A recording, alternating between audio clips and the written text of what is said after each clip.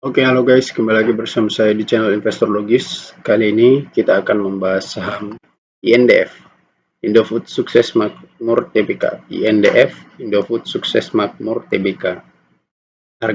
Ini analisa 25 Agustus sebelum market buka, harga saham terakhir 7.025. Secara year to date, saham ini sudah tumbuh 3%, sebelum terakhir 5%.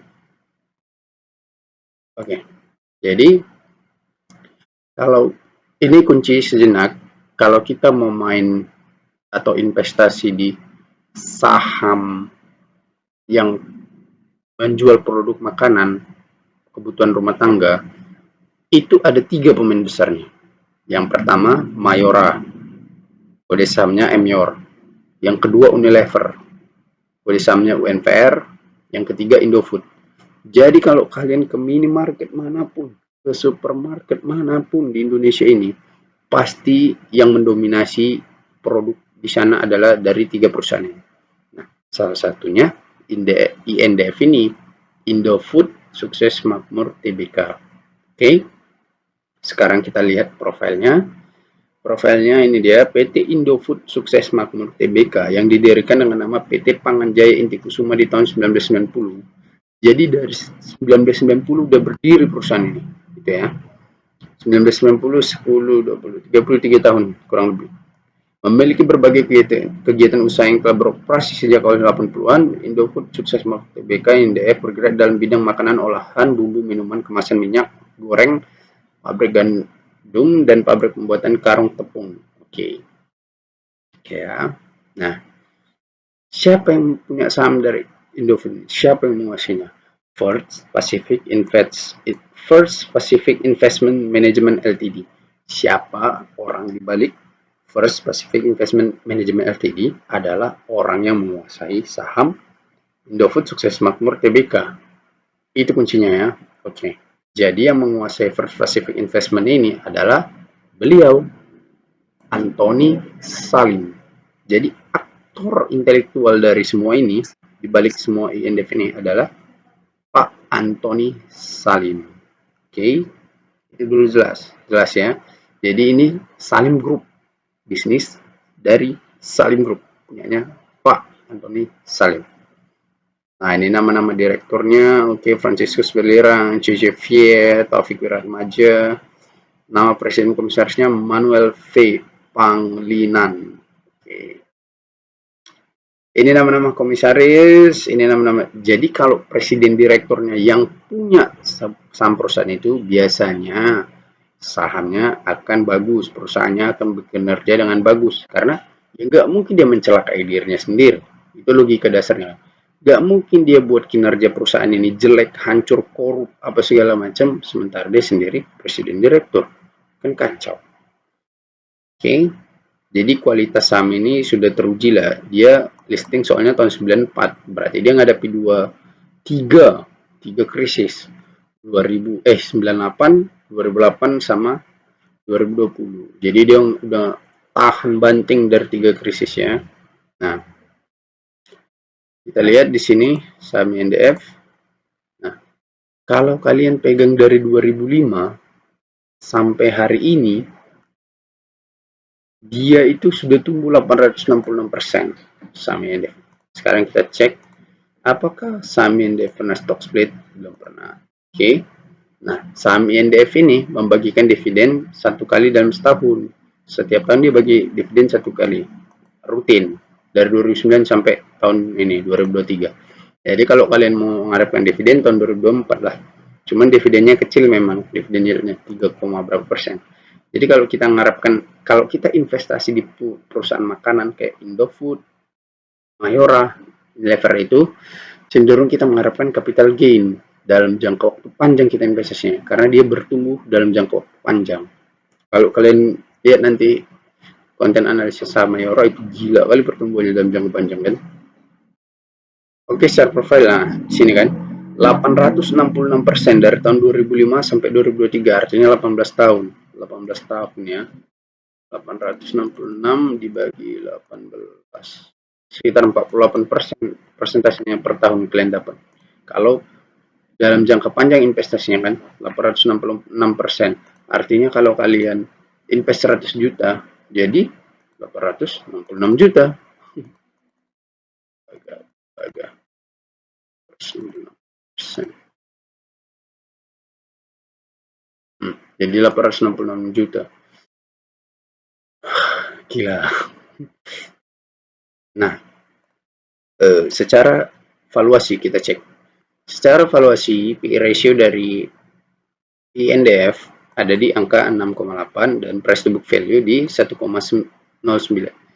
Tapi menurut saya ini ada kesalahan dari Stockbit.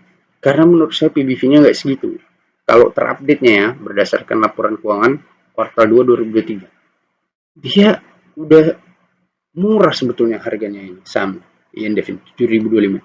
Dia ada salah harga nih. Kenapa? Coba kita cek. Finansial. Oke. Okay. Nah, ini secara income statement, secara pendapatan terakhir kali kuartal 2 dapat 2,3 triliun laba bersih. Nah, kalau secara tahunan, laba bersih tertinggi dari INDF ini terjadi pada tahun 2021. Mereka laba bersih 11,2 triliun dalam jangka waktu 10 tahun terakhir, 10 tahun ke belakang lah. Jadi, mereka laba tertingginya sempat menyentuh di 11,2 triliun tahun 2021. Nah, berarti harus kita lihat polanya gimana kan. Pola laba kuartalnya itu ada tahun 2021 itu. Nah, ini 2021 ya. Jadi pola laba mereka itu kuartal 1 2,6 triliun, kuartal 2 2,4, 2,9, 3,2. Jadi mereka terendahnya itu di 2,4, tertinggi di 3,2 kan. Nah, sekarang kita bandingkan sama kuartal 1 2023. Kuartal 1 2023 mereka udah untung 5,5 triliun. Kuartal 2 2,3 triliun. Artinya udah 7,3 triliun kan. Menurut saya ada potensi mereka untuk melampaui laba tertinggi pada 2021 11 triliun itu. Karena pola labanya udah dibesarkan di kuartal 1 5 triliun kan. Sekarang kita cek neracanya. Ini alasan saya mengapa bilang saham INDF ini salah harga dan terlalu murah. Tengok ya. Kita lihat kuartal 2 2023. Aset lancar 62 triliun. Aset tidak lancar 122. Total aset 188,5 triliun. Total liabilitas 91,3 triliun. Oke. Ekuitas 97. Ini kuartal 2 2023 ya, terbaru ya. Ekuitas 97,1 triliun. Oke. 97 triliun lah kita buat. Oke. Dibagi saham beredar 9 miliar. Harga wajarnya adalah 10.777. 10.700 saja buat. Sementara harga sahamnya saat ini 7.025. Nah, coba kalau kita pakai rumus Ben Graham kan kali 2/3 kan.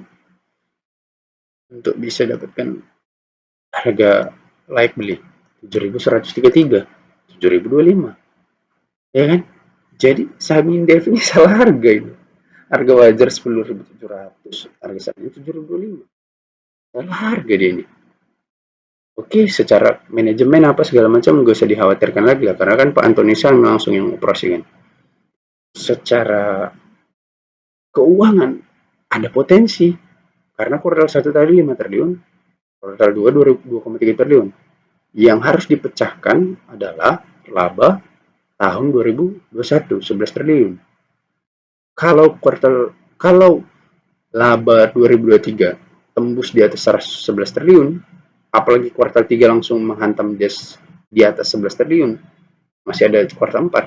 Artinya udah pasti terlampaui kan 2021 11 triliun itu sama laba bersih tahun 2023. Artinya ada saham potensi harga saham tergerak naik. Kan gitu.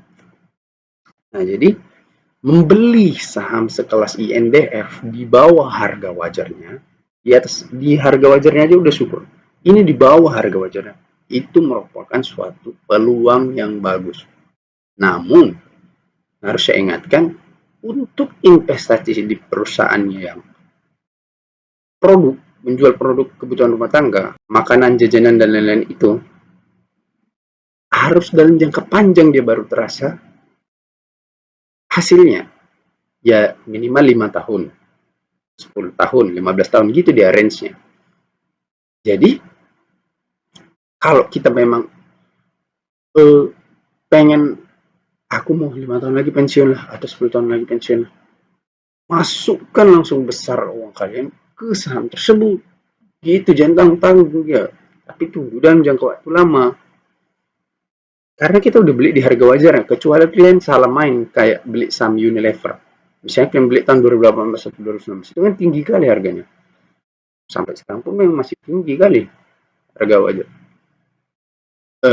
Valuasinya. Cuman kalau masuk kita yakin Unilever ini akan berkembang ini.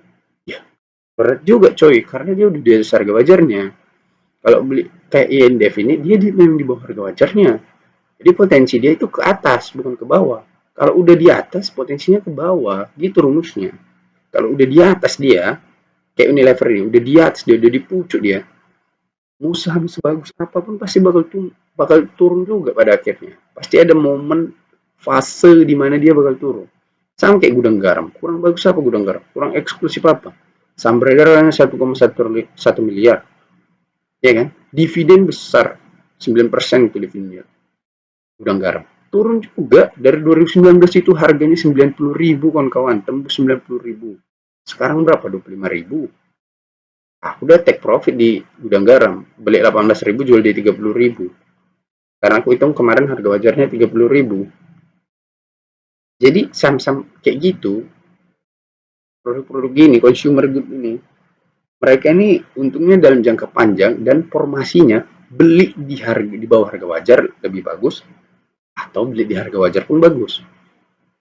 Itu formasinya kalau beli saham-saham consumer goods. Karena pada dalam jangka panjang, kalau kita beli di harga wajar atau di bawah harga wajar, pasti bakal untung. Itu dia cara main. Jadi kita cek dividen yieldnya berapa. Dividen yieldnya 3,66% pasti. Karena mereka ekspansi perusahaan ini, berkembang. Buat produk baru apa? Citato Plus 2. Oke. Ada-ada aja idenya. Terserah suka-suka mereka aja. Dan pasti laku juga. Karena marketnya udah ada gitu. Ya, kalian ke minimarket sama terus apa supermarket mana pasti ada produk Indofood kan. Gak mungkin gak ada Indomie. Nah inilah produk-produknya Indofood. Indomie goreng. Siapa orang Indonesia nggak pernah makan Indomie goreng? Coba. Dari ujung Sabang sampai Merauke sana pun pasti udah pernah makan Indomie goreng kan? Ah, noodlesnya. Coba ini kita lihat. Nah, dari produk nutrition ada Promina, susu ibu, susu anak bayi, Promina, Sun, makanan bayi ya, beverage. Nah, Ichi Ocha Club. Pasti udah pernah semua kita minum ini. Biarin. Indomilk, Cap Enak, Tiga Sapi. Yang suka nongkrong di warkop gak asing nih sama merek-mereknya. Kremer, Tiga Sapi, Cap Enak, Orchid Butter, Indofood, yang kuat. Oke, Flour, Bogasari, Segitiga Biru, yang mereka kunci biru, Lencana Merah, Taj Mahal, tepung ya, pasta, La Fonte punya mereka cuk, gile. Sambal Indofood, kesukaan kalian, Indofood, kecap manis Indofood, bumbu raci, kesukaan kalian lagi. Snack food, Citato Kitelas. Kalian mau beli ciki apapun mereknya, pasti bilang beli Citato. Karena udah nempel kali mereknya di masyarakat, di kepala masyarakat kan. Kitela juga punya mereka, enak juga ini. Aku suka Kitela sama Citato. Cuman Citato keras sekali apanya. Tenggorokan Kitela lah, disimpan. Jet juga enak. Cik whisky aku belum. Light enak kali, rapuh dia. Oke, jadi itu aja untuk saham Indofood. Intinya kalau mau beli saham kayak Indofood, Mayora, UNVR, Unilever. Tiga ini penguasa produk kebutuhan rumah tangga di Indonesia. Belilah di harga wajar atau di bawah harga wajar. Kalau analisaku, udah aku analisa tiga-tiganya. Unilever masih jauh kali di atas harga wajar. Mayora udah di atas harga wajar juga, tapi masih lumayan, masih bisa masuk. Dan riwayat track record pertumbuhan paling besar itu Mayora antara ketiga. Silakan cek kalau nggak percaya. Oke, INDF. Hanya INDF yang dihargai di bawah harga wajarnya. Yang lain nggak di atas. Jadi itu aja untuk saham NDF. Semoga bermanfaat dan terima kasih. See you.